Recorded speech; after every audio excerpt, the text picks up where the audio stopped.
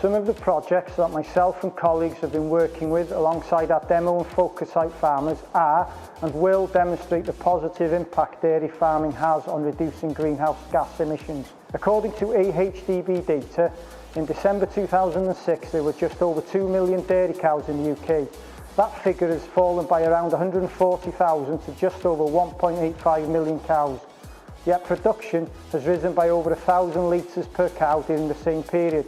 This rapid gain in efficiency means more milk is being produced with less cows, resulting in a decrease in the associated methane emissions. The dairy industry is leading the way in tackling the climate emergency.